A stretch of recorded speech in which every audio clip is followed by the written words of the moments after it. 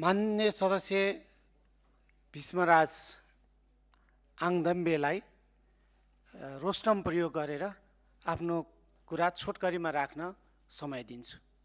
अरू मान्य सदस्यहरू बस्नुहोस्। विपक्षी दलका नेता मान्य सदस्य भीष्मराज आङदम्बे।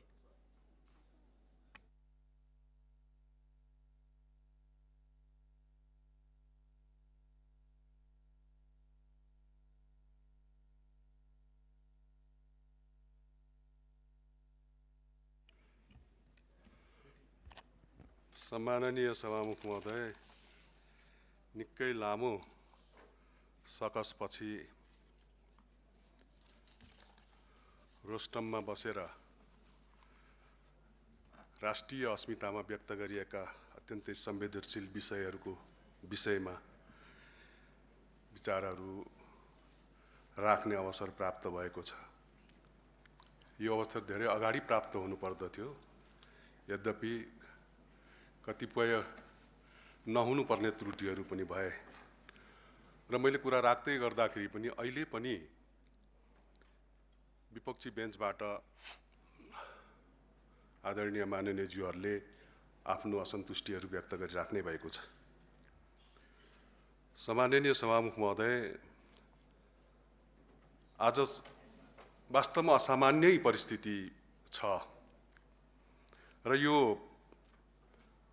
सम्मानित सदनलाई यही असामान्य परिस्थितिको बीचमा सम्बोधन गर्न पनि म उभिएको छु।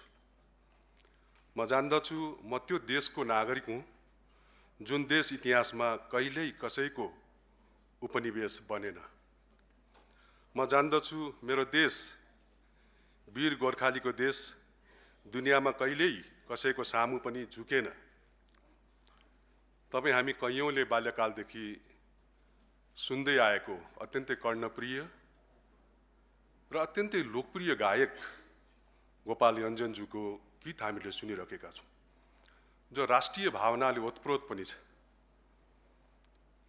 खोसेको रोटीले मेरो पेट भरिन्न, मागेको धोतीले मेरो लाज छोपिन्न, घोटिएर हात पाउ झरिजाउन औला, तर कोही अगाडि यी हात जोडिन्न, बनेको छ पहराले यो छाती मेरो।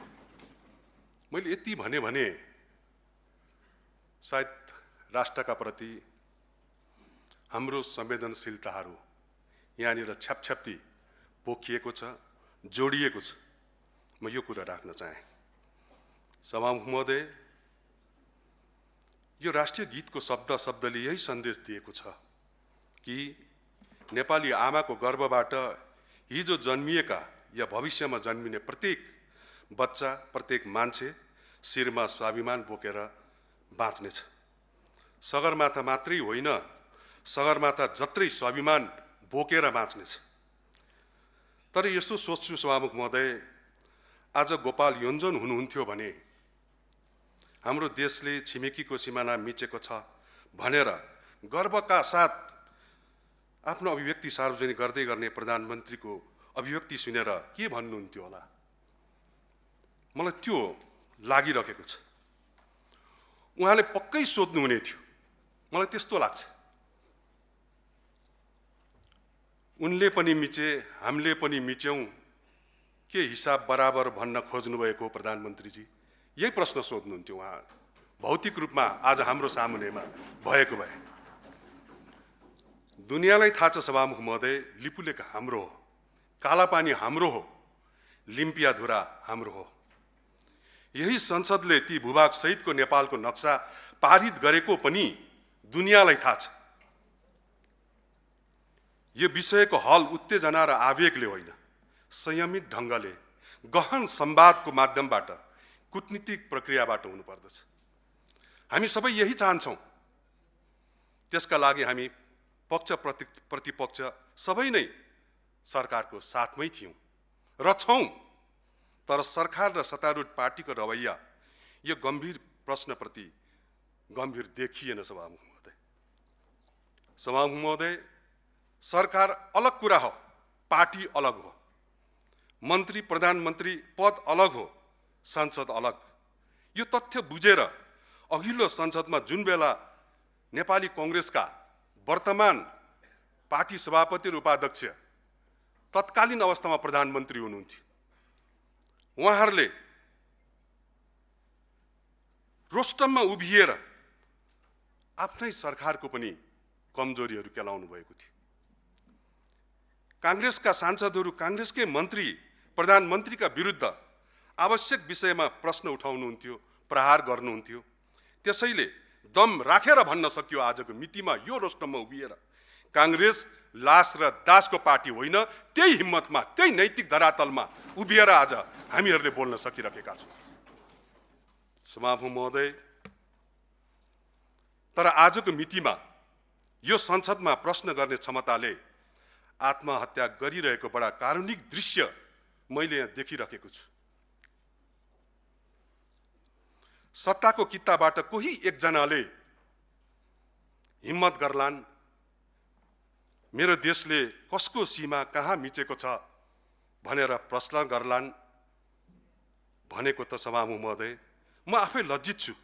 उल्टै कतिपय संसद मित्रहरू नेपालले भारतको सीमा मिचेको हो भनेर पुष्टि गर्न, म शब्द प्रयोग गर्न त चाहन्नथे, तर भन्छु त्यति नराम्रो त छैन, न्वारा नै देखिको बल लगाएर दौडिराख्नु भएको छ। नेपालले मिचेको भूमि खोजिराख्नु भएको छ। यो खालको जनताले देख्दाखेरि पनि नरुचाउने खालको हरकत गर्ने मित्रहरूलाई वीर भक्ति थापाको त्यो आत्माले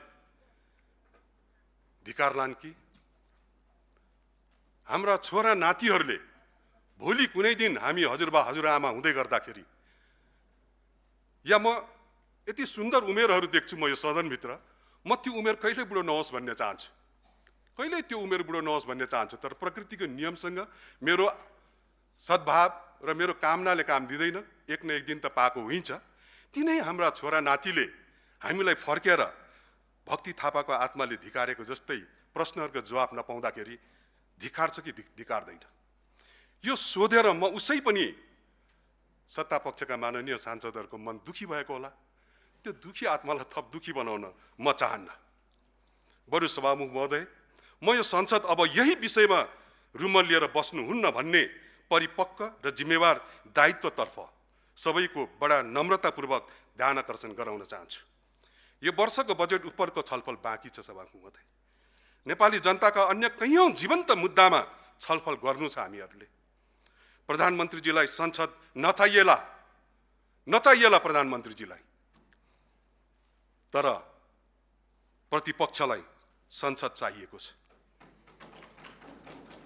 फेरि कुनै दिन छापामार शैलीमा प्रधानमन्त्रीजी आउनु होला, फेरि अर्कै त्यस्तो नहोस् मेरो मुलुकको प्रधानमन्त्रीले, तर डर लाग्छ फेरि कुनै उदण्डता मचाइदिनु होला, डर लागिराखेको छ। तर म अब उपरान्त म उहाँलाई खोज्न चाहन्न, किन भन्दाखेरि मेरो मुलुकको समस्याहरू प्रश्नहरू उहाँको उपस्थिति भन्दा पनि ठुलो छ, भन्दा पनि संवेदनशील छ। त्यसकारण म उपरान्त अब खोज्न चाहन्न। तर प्रधानमन्त्रीले बोलेकै कुरामा मात्रै अल्मलिएर गरिमामय संसदको अमूल्य समय खेर फाल्नुहुन्न भन्ने जिम्मेवारी बोध गर्ने कार्यमा कमजोरी गर्न पनि म चाहन्न। नेपालले पनि भारतको सीमा मिचेको छ भन्ने प्रधानमन्त्रीको अभिव्यक्ति गैर जिम्मेवारीपूर्ण थियो। यसलाई जतिसुकै रफू गरे पनि, जतिसुकै शब्द विशेषणहरू थपे पनि उहाँले भनेको यही हो, दुनियाँले सुनेको यही हो, वर्तमान र आउने पुस्ताहरूले घरिघरि देखिराख्ने कुरो यही हो, सुनिराख्ने कुरो यही हो। त्यो अभिव्यक्ति आपत्तिजनक थियो, लज्जास्पद थियो। तर यदि हाम्रो संसदमा लगातार, म एउटा अन्दाज मात्रै गर्न चाहन्छु सभामुख महोदय, यो हाम्रो संसदमा लगातार 5 दिनसम्म 5 जना अन्तर्राष्ट्रिय पर्यवेक्षकहरू राखेर छलफल गरिएको भए मेरो अन्दाज हो, 5 मिनेटपछि ती अन्तर्राष्ट्रिय पर्यवेक्षकहरूले दिने निष्कर्षमा उहाँहरूले के लेख्ने रहेछन् त मैले कल्पना गरेँ। नेपालले भारतको सीमा मिचेको कुरा सत्य हो रहेछ भनेर लेख्नु हुने रहेछ, किनकि सत्ताको टेपले टालिएका ओठहरू 181 मनहरू सत्यको पक्षमा बोल्न सक्ने स्थितिमा थिएन सभामुख। किन थिएन थाहा छैन, केले रोकिराखेको थियो थाहा छैन। यो पार्टीभित्र अभिव्यक्ति स्वतन्त्रतालाई उहाँले कसरी उपभोग गरिराख्नु भएको छ म त्यो पनि भन्न चाहन्न। पार्टीभित्र आफ्ना नियमहरू होलान्, तर सत्ताको टेपले टालिएको त्यो ओठहरू सत्यको पक्षमा बोल्न सकेन, उठेन। सबै संसद बोल्ने हो भने ती विदेशी पर्यवेक्षकहरूले लेख्नेछन्। नेपालको संसदको बहुमत सांसदले स्वीकारेका छन् नेपालले भारतको सीमा मिचेकै हो, किनभने 181 वटा हातहरूले गडगडाट ताली बजाएर समर्थन जनाएर राति निन्द्रा लाग्यो कि लागेन म त्यो सोध्न चाहन्न। खाना खानु हो कि भएन म त्यो सोध्न चाहन्न।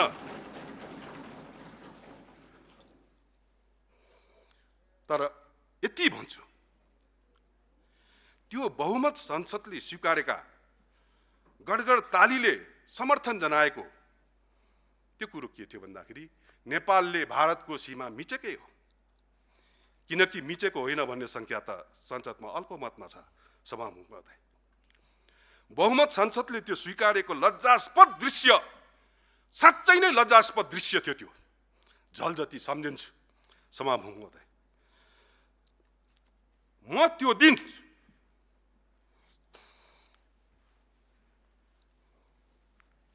जब प्रधानमन्त्रीजीले त्यस्तो बोल्नुभयो तब राष्ट्रसभाका माननीय सदस्यज्यूहरूले, जो मेरो व्यक्तिगत चिन्जानको पनि हुनुहुन्छ, मेरो अत्यन्तै धेरै आदरणीय पनि हुनुहुन्छ, मेरो समकालीन साथीहरू हुनुहुन्छ, उमेरले सानो होला बुद्धिले धेरै ठुलोहरू हुनुहुन्छ, समर्थनमा ठोक्नु भएको त्यो टेबलको ड्याङ ड्याङ ड्याङ त्यो आवाजले आज पनि मलाई चैनले निन्द्रा आउन दिएको छैन। यति त म भन्छु सभामुख महोदय। माफ पाऊँ सभामुख महोदय, मैले यो जन्ममा देखेको अहिलेसम्मकै सबैभन्दा लज्जास्पद र सबैभन्दा दुःखद दृश्य थियो त्यो। म दुःख व्यक्त गर्दछु। त्यो दिन मैले सम्झिएँ सभामुख महोदय, जननायक बीपी कोइरालाले प्रधानमन्त्री छँदा समीक्षा दैनिकका सम्पादक मदनमणि दीक्षितलाई बोलाएर भन्नुभएको वाक्य। धेरैले यो नाम सुन्नुभएको छ। मसँग संसदमा 2/3 छ। बीपीले मदनमणि दीक्षितलाई भन्नुभएको, मसँग संसदमा 2/3 छ, मेरो कमजोरी केलाउन प्रतिपक्षको स्वर दोहोरो सुनिएको छैन, त्यसैले मबाट गलत काम हुन नदिन तपाईले आफ्नो पत्रिकाबाट मेरो गल्ती कमजोरी एक केलाएर लेखिदिनुस् है। बीपीले मदनमणि दीक्षितज्यूलाई बोलाएर भन्नुभएको शब्द हो मैले, यो ऐतिहासिक शब्द हो। बीपीले आफ्नै पार्टीका सांसदहरूलाई पनि प्रेरित गरिरहनु भयो र भन्नुभयो, तिमी पार्टीको सांसद मात्रै होइन, जनताको पनि सांसद हौ। तिमीले अन्तर्आत्माको आवाज सुन्न र जीवन्त आवाज उठाउन बन्द गरेको दिन बुझ्नु, तिमीसँग सास फेरिरहेको तर निर्जीव शरीर मात्र बाँकी छ, अरू केही बाँकी छैन। यही भन्नुभएको थियो बीपी कोइरालाले। म यो कसैका प्रति लक्षित गर्दिन, आफैले मम गरौँ। तर सभामुख महोदय, आजको संसदमा को निर्जीव छन्, को सजीव छन्, किता काठको बाटोमा म जान पनि चाहन्न। म यति भन्न चाहन्छु, प्रतिपक्ष जिउँदो छ र प्रतिपक्षमा रहेका दलहरू र प्रत्येक सांसदहरू सरकारले गर्ने राम्रो काममा समर्थन र साथ अनि गलत काममा प्रश्न बोकेर जीवन्त उभिएको छ। यो पनि म यहाँनिर भन्न चाहन्छु। संसारभरि नै लोकतान्त्रिक पद्धतिको प्रतिष्ठा र संसदको गरिमा त्यसको प्रमुख नेतृत्वमा रहेको व्यक्ति अनि मुख्य दलको गतिविधिमा धेरै निर्भर हुन्छ। फागुन 21 को निर्वाचन पश्चात बन्नुभएको प्रधानमन्त्री अनि थिति बसाल्ने संकल्प सहित पहिलो पार्टीले साँच्चै थिति बसाल्ला भन्ने अनुमान मैले साँच्चै नै गरेको थिएँ सभामुख महोदय, साँच्चै नै गरेको थिएँ मैले। तर त्यसको ठिक विपरीत प्रधानमन्त्रीले थिति तोड्ने बाटोमा बेपरवाह लागिरहनु भएको छ। अनि सच्याउनु पर्ने र ठिक ठाउँमा ल्याउन ध्यान दिनुपर्ने पार्टीका सबै शीर्ष मित्रहरू, नेतृत्वहरू खुलेर समर्थन गर्न नसक्ने र विरोध पनि गर्न नसक्ने अजीबको जिन्दगी यतिखेर बाँचिरहनु भएको छ। मैले कसैका प्रति लक्षित गरेको होइन, यो पनि आफैले म गरौँ, म यति भन्न चाहन्छु। तर सभामुख महोदय, नागरिकले एक एक हिसाब राखिरहेका छन् भन्ने कुरामा सरकार अनि सत्तारूढ पार्टी रासपा सजग बनोस्। म गम्भीर ध्यान आकर्षण श्रद्धेय नेतृत्वहरूलाई गराउन चाहन्छु। नागरिकले तपाईको पारदर्शिताको शैली, सुशासनको दृश्य, मानवताको चित्र अनि राष्ट्रवादको वास्तविक चरित्रको एक एक घटना निरन्तर निहालिरहेका छन्। मैले सुनेको छु गएको निर्वाचनमा मत दिएका मध्ये कतिपयले कालो डायरी अभियान सुरु गरेका छन् रे। त्यो डायरीमा तिनले तपाईका एक एक कर्मको सहायक टिपोट गरेर पनि राख्नेछ। म नम्र ढङ्गले आग्रह गर्दछु, कालो डायरी अभियानका सदस्यहरूलाई नकारात्मक रूपमा नलिनु, हामी कसैले पनि नलिउँ। तिनले कमजोरी केलाइदिएपछि तपाईहरूलाई सच्चिन सहयोग पुग्नेछ। तिनले सायद यसरी टिपिरहेका होला, मेरो अन्दाज हो सभामुख महोदय। सम्माननीय राष्ट्रपतिले सम्मानित सदनमा सरकारको नीति तथा कार्यक्रम प्रस्तुत गरिरहेको बेला हाम्रा सम्माननीय प्रधानमन्त्रीले एकाएक संसद भङ्ग गरिदिनु भयो। संसदीय इतिहासमा यस्तो कहिल्यै भएको थिएन। नेपाल मात्र होइन, संसारमै यस्तो कहीँ भएको थिएन। एउटा यो टिपिरहेको छ होला, टिप्नु भएको होला। तिनको डायरीको टिपोटमा यो पनि होला, प्रधानमन्त्रीलाई सरकारका एक कर्मचारीले व्यक्तिगत सम्बन्धका कारण म्यासेज पठाए बापत तिनलाई कुनै पक्राइ पूर्जी बेगर घरबाट उठाइयो अनि प्रधानमन्त्रीले पुरानै फु शैलीमा फेरि लेख्न भ्याउनुभयो। तिनै र त्यस्ता सबै कर्मचारीको हुर्मत लिने खालको स्ट्याटस, यो पनि त्यो कालो डायरीमा लेखिएको होला। डायरीमा यो पनि लेख्दै होलान्, टिभीमा कार्यक्रम चलाउँदा राष्ट्रवादको प्रश्नमा बाघ बनेर गर्जिने कोही मित्र, म नाम लिन चाहन्न, अहिले म्याउ नगरी फर्किनु भयो। कालो डायरीमा यो पनि होला। सुशासनको नारा दिएर चुनाव जित्ने तर संसदलाई भ्रष्टाचारको मुद्दा लागे निलम्बन नहुने गरी संसदको नियमावली बनाउने, यो पनि लेख्नु भएको होला, लेखिरहनु भएको होला। सुशासनको प्रश्नमा यो पनि पक्कै लेख्नु भएको होला कालो डायरीमा। छानबिन आयोगका नाममा छलछाम आयोग बनाउने, तब प्रतिवेदन पढ्नै परेन, दोषविहीन करार, आफै झाँक्री, फेरि आफै पुरस्कृत हुने, यो पनि लेखिराख्नु भएको होला। हिजो प्रश्न गर्दा मन्त्रीको बारे प्रश्न उठ्दा सबै आगो, आज अर्थमन्त्रीको बारे गम्भीर प्रश्न उठ्यो, सबै बरफ किन सर बरफ। त्यो डायरीमा यो पनि टिप्पण परेकै होला। डायरीमा टिप्नेहरूले इन्द्रबहादुर राईको नाम पनि टिपेका होलान्।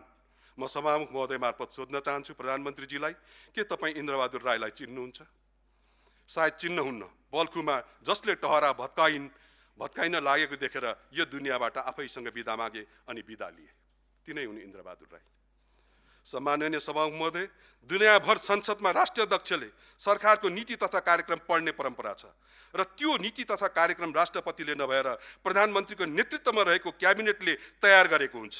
आफ्नै सरकारले तयार गरेको देशको वार्षिक कार्यतालिका, वार्षिक कार्यनीतिका प्रति प्रधानमन्त्री स्वयंले बैठक बीचबाट निस्किएर अविश्वास प्रकट गरेको दुनियाँकै संसदको पहिलो यो घटना थियो। यो घटना संसदीय मर्यादा विपरीत मात्र होइन, सम्माननीय राष्ट्रपतिप्रति राख्नुपर्ने सम्मानको विपरीत मात्रै होइन, अस्ति फागुन 21मा घाममा लाम लागेर भोट दिने प्रत्येक मतदाताको पनि अपमान थियो। यसको पनि समयले जवाफ माग्ला, किनकि यो संसद कसैले टीका लगाइदिएर बनेको होइन।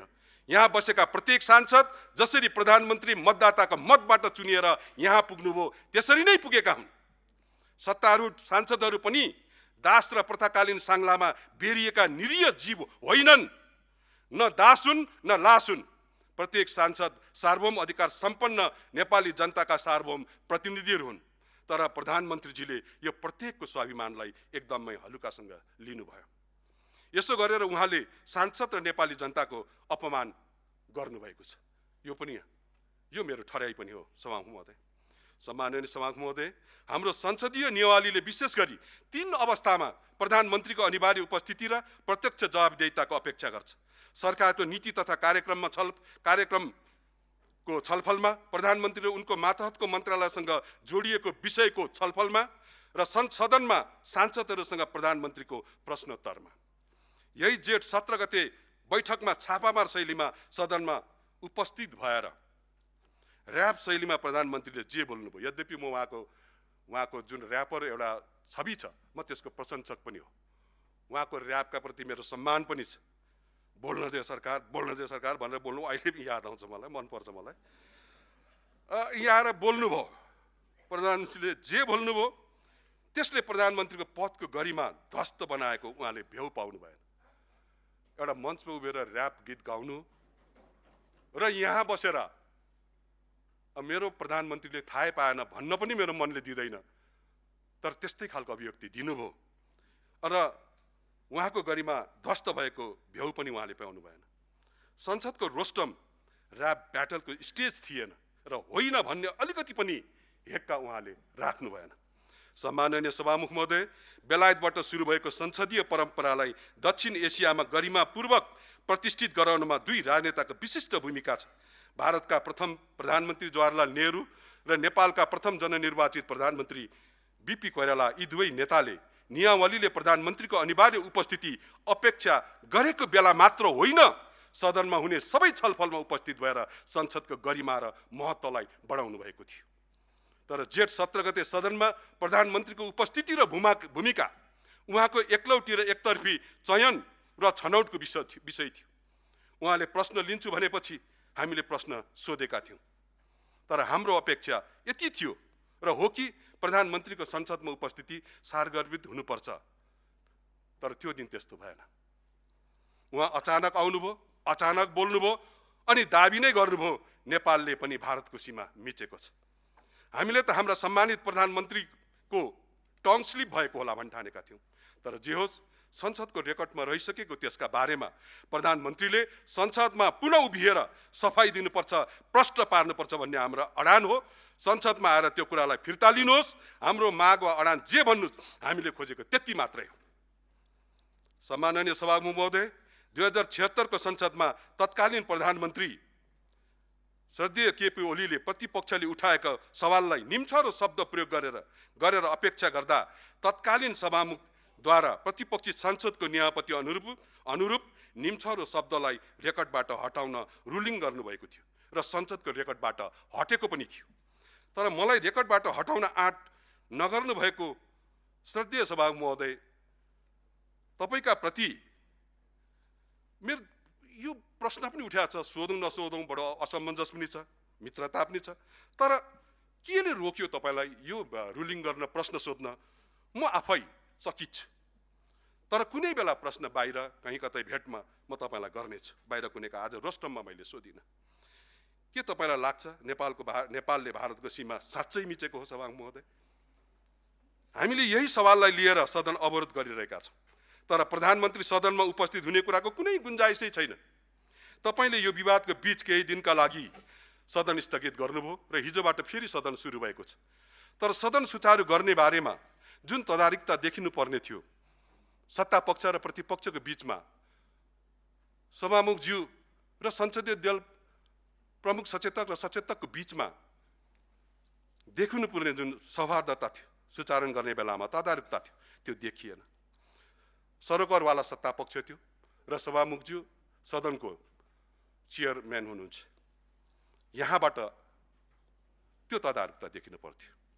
सम्माननीय सभामुखज्यू, यसबीचमा सबैभन्दा उदेक लाग्दो कुरा के भने भारत भ्रमणमा जानुभएको राष्ट्रसभाका सभापतिजी नेपाल फर्केर आउनुभयो। उहाँसँग हामी भेट्यौँ, गफ गऱ्यौँ र उहाँले फर्केर भन्नुभयो सिमानाको बारेमा ढोल बजाएर छलफल हुन सक्दैन भनेर उहाँले भन्नुभयो। ठिक छ, उहाँले भन्नुभयो हो ढोल बजाएर हुन्न, तर दिल्लीमा छँदा सिमानाको स अनि कालो पानीको क पनि उच्चारण नगरी किन फर्किनु हो? हामीलाई पनि थाहा छ यो ढोल बजाएर गरिने कुरा होइन, यसका आफ्नै संवेदनशील मर्यादाहरू छन्, यसका मापदण्डहरू होलान्।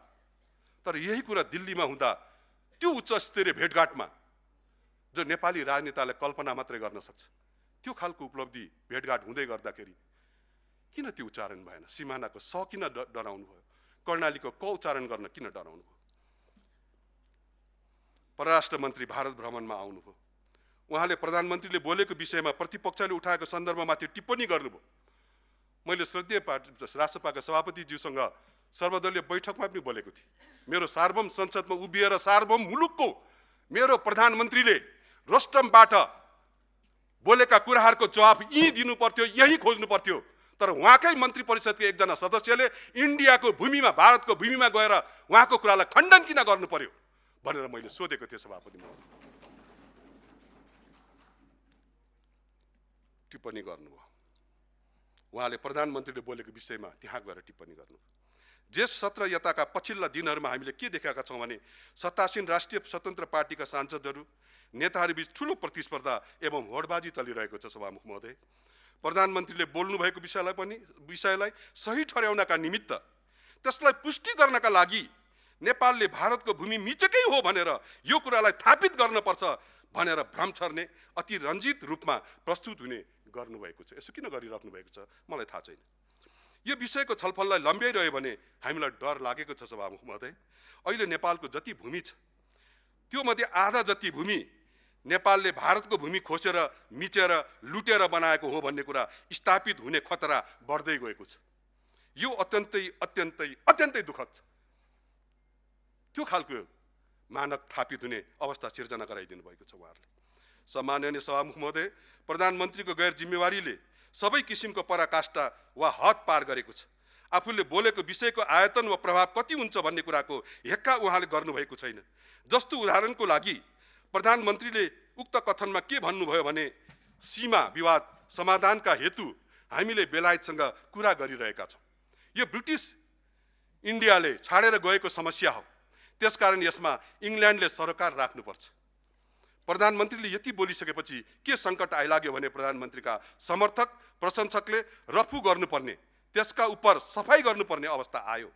त्यो गर्नका लागि परराष्ट्र मन्त्रालयले, परराष्ट्र मन्त्रीले, शीघ्र राज्य संयन्त्रले हामीले बेलायतसँग नक्सा मागेका छौँ भनेर भन्नुभयो। त्यो नक्सा पनि कुनै दिन यहाँले देखाउनु होला। 2015मा जति बेला भारत र चीनले द्विपक्षीय सहमतिबाट मान सरोवरको लागि रुट खुल्ला गरे, त्यति बेला तत्कालीन प्रधानमन्त्री सुशील कोइरालाको सरकारले तथ्य प्रमाणसहित दुवै देशलाई कूटनीतिक नोट पठाएको थियो। कसरी त्यो भूमि हाम्रो हो, नेपालको हो भनेर। अहिले हाम्रा प्रधानमन्त्री बालेन शाहले गरेको बचकना तर्कले गर्दा प्रधानमन्त्रीले ठिक ठहराउनका लागि हामीले बेलायतसँग नक्साको पहुँच खोजिरहेको तर्क गरिरहेका छौँ। यो सबै कुराले हामीले के सजिलो बनाइरहेका छौँ भने भोलि भारतसँग सीमा वार्तामा बस्दा भारतीय पक्षले सन्तोषपूर्वक भन्न सक्ने भयो नेपालको प्रधानमन्त्री सीमा सम्बन्धी अति सामान्य कुराको पनि जानकार छैनन्, उनलाई क्रस बोर्डर अकुपेसन र ल्यान्ड इन्क्रोचमेन्टका बीचका अन्तर समेत थाहा छैन। नेपालले आफ्नो सीमाबारे दाबी गर्दा प्रस्तुत गरेका जति पनि ऐतिहासिक दलिल र प्रमाणहरू छन्, ती दलिल र प्रमाणहरू बिना आधार पेश गरेको रहेछ भन्ने पुष्टि हुने अवस्था आउने भयो। सभामुख महोदय, प्रधानमन्त्रीले देखाएको एउटा सानो अज्ञानताले हाम्रो पूर्वजहरूले, हाम्रा निकटवर्ती राजनेताहरूले हाम्रो भूगोलको अखण्डतालाई जोगाउन प्रयोग गरेका सबै खाले प्रयासलाई एकै पटक विवादको भुमरीमा मात्र पारेको छैनौँ, त्यसलाई खारेज गर्ने प्रपञ्च समेत देखा परेको छ। म यो पनि निवेदन गर्न चाहन्छु। मेरो कुरा टुङ्गिनै लागेको छ सभामुख महोदय।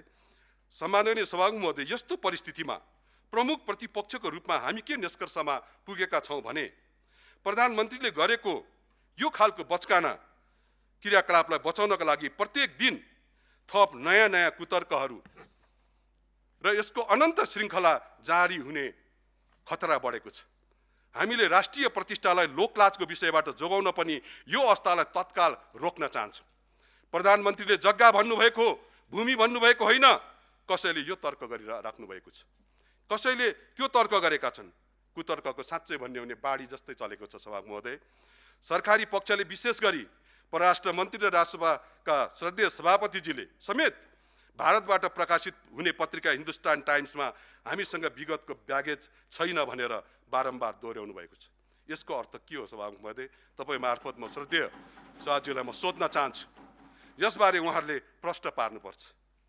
राजनीतिक शास्त्रमा एउटा देश बन्नका लागि, राष्ट्र बन्नका लागि चारवटा कुरा आवश्यक मानिन्छ सभामुख महोदय। एक, भूगोल, जनसङ्ख्या, सरकार र सार्वभौम सत्ता। चैत्र 13 गते राष्ट्रसभाको सरकार बनेपछि के यी चारैवटा कुरा फेरिएका हुन्? भूगोल, जनसङ्ख्या र सार्वभौम सत्ता पूर्ववत नै कायम छ। फेरिएको एउटा सरकार मात्र हो, बाँकी कुरा त जिउँका त्यौँ छन्। हिजो कुनै बेला अन्य पार्टीका श्रद्धेय साथीहरूलाई पनि पहिलो पटक सरकारको नेतृत्व गर्दा यस्तै भ्रम परेको थियो। आज त्यो भ्रमले राष्ट्रसभाका साथीहरूलाई खर्लप्पै निलेको अनुभूति मलाई भइरहेको छ। सभामुख महोदय, सम्माननीय सभामुख महोदय, दुई देशको बीचको सम्बन्धका विषयमा कुनै एउटा राजनीतिक दलले सरकार फेरिन साथ त्यसको दर्शन सिद्धान्त अनुसार विदेश नीतिमा केही आंशिक बदलाव हुनु सक्छ, आंशिक बदलाव हुन सक्छ, त्यो कुनै अन्यथा होइन। तर हामीले आज ऐतिहासिक यथार्थ र राजनीतिक शास्त्रमा स्थापित देश बीचको सम्बन्धका सर्वजननी तथ्यहरूको उपेक्षा गरेर कसलाई सजिलो बनाइराखेका छौँ। उदाहरणको लागि हामीले राजसंस्थात्मक व्यवस्थालाई फ्यालेर गणतान्त्रिक व्यवस्था लिएर आएका हौँ, तर त्यसको मतलब हामीले पृथ्वीनारायण शाहले दिएको देशको एकीकरणको नेतृत्व गरेको कुरालाई तोडमोड गर्न सक्दैनौँ। हामीले त्यो तथ्यलाई चाहेर पनि मेट्न वा नयाँ बनाउन सक्दैनौँ। नेपाली कांग्रेस पार्टीले 2033 सालमा राष्ट्रिय मेलमिलापको नीति प्रवर्तन गर्दा हाम्रा श्रद्धेय संस्थापक नेता नेपाली लोकतन्त्रका आदिपुरुष बीपी कोइरालाले भुज राजनीतिक खिचतानीले भूगोलको आधारमा साना देशहरूको सार्वभौम सत्ता मात्र नभएर तिनीहरूको अस्तित्व नै खतरामा परेको बेला आफ्नो ज्यानलाई हत्केलामा राखेर नेपाल फर्किएको कुरा म सम्मानित सदनमा श्रद्धेय सभापतिज्यू मार्फत स्मरण गराउन चाहन्छु। जब नेपालको अखण्डता, सार्वभौम सत्ता, राष्ट्रिय एकता खतरामा परेको छ, त्यति बेला नेपाली कांग्रेसले कहिल्यै पनि पक्ष विपक्ष हेरेको छैन, को सत्तामा छ भनेको छैन। त्यस्तो राष्ट्रिय सङ्कटको बेला नेपाली कांग्रेसको अर्जुन दृष्टि जहिले पनि राष्ट्रिय स्वाभिमान र राष्ट्रिय एकताको सुदृढ गर्ने बारेमा केन्द्रित भएको कुरा पनि म निवेदन गर्न चाहन्छु। हामीले अहिलेको चुच्चे नक्सा जारी गर्ने बेलामा नेकपा एमालेका श्रद्धेय नेता केपी ओली प्रधानमन्त्री हुनुहुन्थ्यो। यो पहिलो गणतान्त्रिक संसदको कुरा थियो सभामुख महोदय। हामीले त्यस बेला त्यसको लाभ एमालेलाई हुन्छ वा श्रद्धेय ओलीजीलाई फाइदा हुन्छ भनेर हामीले हेरेनौँ। त्यो सुविधा थियो, हेर्न सक्ने सुविधा। किन भन्दाखेरि कांग्रेसले राष्ट्रियताको विषयमा कहिले पनि सानातिना झिना मसिना कुरामा अल्झिएर समय बर्बाद गरेन। सम्माननीय सभामुख महोदय, आज यो संवेदनशील विषयमा कतिपय साथीहरूको प्रधानमन्त्रीजीको राजीनामा माग्नुपर्छ, सरकारलाई अप्ठ्यारो पार्नुपर्छ भन्ने खालका हामीभित्रै पनि, मेरै पार्टीभित्र पनि, म अरू साथीहरूलाई भन्न चाहन्न, मेरै पार्टीभित्र यही बेलामा चाहिँ अलिक दरै गरी पेल्नुपर्छ भन्ने खालको विचारहरू सल्लाहहरू नआएको होइन, आएका थिए। तर अहिले हामीहरू ती सबै कुराहरूलाई नसोचेर हामीले अहिले प्रधानमन्त्रीको राजीनामा मागिराखेका छैनौँ। नेपाली कांग्रेसले सरकारलाई अप्ठ्यारो पार्न सक्ने विषय यो साँच्चै थियो। यही मौकाको फाइदा छोप्दा पनि हुन्थ्यो होला। अघि नै भने सुझावहरू नआएका पनि होइन। सीमा विवादको बारेमा प्रधानमन्त्रीको अभिव्यक्तिले गर्दा यो विषय लम्बिँदै र तन्किँदै जाँदा हाम्रो राष्ट्रिय हित र राष्ट्रियता थप कमजोर हुने अवस्था बनेको छ। हामीले यो अवस्थामा एउटा पोजिसन लिएका छौँ, एउटा स्ट्यान्ड लिएका छौँ र प्रधानमन्त्रीले सदनमा आएर सफाई दिनुपर्छ भनेका छौँ। त्यसले गर्दा उहाँले भुलवश यो कुरा बोल्नु भएको कुरा सदनको रेकर्डमा र इतिहासमा दर्ज हुन्छ। त्यसले नै यो विषयको बैठान मात्र होइन, देशको हित हुन्छ भन्ने निष्कर्षमा हामी छौँ। तर हामीले अहिले आएर के महसुस भएको छ हामीलाई भने, हामीले यो विषयलाई लिएर संसदलाई अवरोध गरिराख्दा देश र जनताका अनेकौं मुद्दाले संसदमा प्रवेश पाउँदैन र अनेकौं जरुरी छलफललाई असर पुग्छ। आज हामीलाई त्यस्तो पनि लागिराखेको छ, महसुस भइराखेको छ। आफ्नो स्थापना कालदेखि राष्ट्रिय शक्तिको जिम्मेवारी बोधबाट अनुप्राणित रहिआएको नेपाली कांग्रेस यही न्यूमा, यही बहानामा संसद अवरोध गर्ने कार्यले सबैभन्दा ठूलो घाटा देशलाई हुन्छ, हाम्रो मातृभूमिलाई हुन्छ भन्ने हो। त्यसैले म नेपाली कांग्रेसको तर्फबाट प्रमुख प्रतिपक्षी दलको नेताको हैसियतले सम्माननीय सभामुखज्यूलाई यो जानकारी गराउँछु कि तपाईले प्रधानमन्त्रीलाई रुलिङ गरेर सदनमा ल्याउन सक्नु भएन, प्रधानमन्त्री सदनमा आउनु भएन। अब प्रधानमन्त्रीको माफीको कुरा मैले धेरै ठाउँमा भनेको छु। अब प्रधानमन्त्री पनि अब गाउनु हुनुभयो, उहाँ आउनुस् नआउनुस् हामीलाई अब सरोकार भएन। हामीले यही देखेका छौँ, यही नियति हो। यो नियतिबाट मुलुकलाई उठाएर लाने हाम्रो सङ्कल्प हो। त्यसले गर्दा अब उहाँ गाउनु हुनुभयो हाम्रो लागि। उहाँसँग अब हामीहरूलाई उहाँको उपस्थिति खासै धेरै जरुरतको कुरा पनि भएन। किनभने प्रधानमन्त्रीले अब संसदमा माफी होइन, यो माफी देश र जनतासँग माग्नुपर्छ। म यो सदनबाट भन्न चाहन्छु।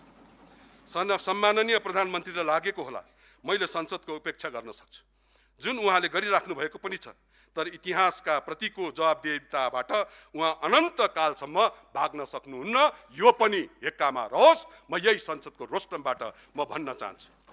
सम्माननीय सभामुख महोदय, प्रतिपक्षको रूपमा हामीलाई यति विश्वास छ कि जुन देश र जनताले उहाँलाई प्रधानमन्त्री बनायो, त्यो कुर्सीमा आसीन गराए, तिनले प्रधानमन्त्रीका एक यी सबै पछिल्लो चोटिका मनै दुख्ने कुकृत्यहरूको हिसाब पनि राख्नेछन्। जनताको कालो डायरीको प्रसङ्ग अघि नै मैले भनिसकेको छु। तर आजको मितिमा प्रधानमन्त्री गैर जिम्मेवार बन्नुभयो भनेर प्रतिपक्ष गैर जिम्मेवार बन्न सक्दैन। हामी संसदको रेकर्डमा यो कुरा दर्ज गर्न चाहन्छौँ। प्रधानमन्त्रीले जेठ 17 गते सदनमा बोलेको कुरा घोर निन्दनीय र आपत्तिजनक छ। त्यो अभिव्यक्तिको हामी भत्सना गर्दछौँ। यो विषय हामी सदनमा निरन्तर उठाइराख्नेछौँ र जनताका बीचमा पनि निरन्तर लिएर जानेछौँ। तर यही बहानामा राष्ट्रपाले वा प्रधानमन्त्रीले उहाँहरूकै टिमले राष्ट्रको थप बेइज्जत गर्ने कुरा हामी हुन दिँदैनौँ। हामीलाई त्यो कुरा सह्य हुँदैन। हामी त्यसलाई तत्काल रोक्न चाहन्छौँ। अत यो प्रकरणमा संसद अवरुद्ध गरिआएकोमा प्रधानमन्त्रीको गैर जिम्मेदारीको कुनै ओखती तत्कालको लागि नदेखिएकोले त्यो नीति बदलेको कुरा पनि सम्माननीय सभामुख मार्फत म जानकारी गराउन चाहन्छु। सभामुख महोदय, मेरो कुरा टुङ्ग्याउँदै गर्दा, अब यो चाहिँ साँच्चै टुङ्ग्याएको सभामुख महोदय, मेरो कुरा टुङ्ग्याउँदै गर्दाखेरि यो चोटिको संसदमा केही रमाइला झाँकीहरू पनि देखियो। सामान्यतया संसद सत्तापक्ष र प्रतिपक्षको बीचमा विषयवस्तुहरूमा छलफलमा वाद विवाद हुन्छ, दन्त बजानहरू हुन्छ, चर्काचर्की हुन्छ, उठाउठ हुन्छ। तर यो चोटिको संसद बिल्कुलै फरक शैलीमा सत्तापक्ष अत्यन्तै शान्ति। अब यो उदाहरण दिउँमा त अलिक नराम्रो हुन्छ कि जस्तो डर पनि लागेको छ। सभाजी फेरि हामीलाई तुरुन्तै रुलिङ गरिदिइहाल्नुहुन्छ। तैपनि भन्छु, त्यो उदाहरणै दिन सकिन्छ। मुर्दा शान्ति भन्छ नि, भिड त धेरै छ तर शान्त। सत्तापक्ष अत्यन्तै शान्त, प्रतिपक्ष आन्दोलित। अनि सवाल जवाब सभामुखसँग। श्रद्धेय सभामुखज्यू, यो देखिएको यो चोटिको बिर्सनै नसकिने झाँकी। हामी सत्तापक्षसँग वाद विवाद गरिरहेका छौँ, छलफल गरिरहेका छौँ कि त्यो पनि हामीलाई कन्फ्युजन भयो। त्यो बेलामा सभामुखज्यूले संसदको मर्यादालाई कायम राखिदिनु पर्दथ्यो। राख्ने कोसिस गर्नुभयो होला, तर हामीलाई त्यस्तो महसुस भएन। अनि हामी निरन्तर सभामुखसँग लडिरह्यौँ। मैले अहिले पनि बिर्सेको छैन सभामुखज्यूले भन्नुभएको, प्रतिपक्षको बेन्चमा हेरेर तपाईँलाई कति घन्टा चाहियो, 1 घन्टा 2 घन्टा 3 घन्टा यसो भन्नुभएको मैले पनि सुनेको थिएँ। यो कति मर्यादित हुन्छ। मलाई सभामुखलाई जस्तो त्यो अधिकार पनि छैन रुलिङ गरेर हटाउँछु त्यो रेकर्डबाट, किनभने मलाई मेरो मर्यादाले मर्यादित चेयरमाथि अमली उठाउन पनि दिइराखेको छैन। यो परिदृश्यहरू देखियो। म यो विषयमा यति नै मात्रै भन्न चाहन्छु सभामुख महोदय, संसदको चिरहरण भइराख्दाखेरि सभामुखज्यूको कुर्सी जसरी टुलु हेर्ने अवस्थामा पुग्यो, जसरी लाचार भएको जस्तो मैले अनुभूति गरेँ। यद्यपि व्यक्तिगत रूपमा मेरो जति पनि चिन्जान छ सभामुखज्यूसँग, म त्यो लाचारी उहाँमा देख्दिनँ। तर त्यो बेलाको मेरो अनुभूति, मेरो सोच र ठ्याक्कै बदलिहालेको दृष्टिकोण त्यो ढङ्गबाट अगाडि बढेको पनि हो सभामुख महोदय। त्यसले गर्दाखेरि त्यो लाचारी पनि देखियो। त्यसले गर्दाखेरि मेरो कुरा म जाँदै गर्दाखेरि एउटा भुपी शेरचनले हाम्रो अत्यन्तै लोकप्रिय साहित्यकार हुनुहुन्छ, उहाँले भन्नुभएको छ घुम्ने मेचमाथि, त्योभन्दा उताको शब्द मैले बिर्सेँ अहिले सभामुख महोदय, सम्झना आइराखेको छैन। त्यो कविता मलाई याद आइराखेको छ। त्यसले गर्दाखेरि म सभामुखज्यू मार्फत अन्तिममा एउटा कुरा भन्दै मेरो कुरा टुङ्ग्याउँछु।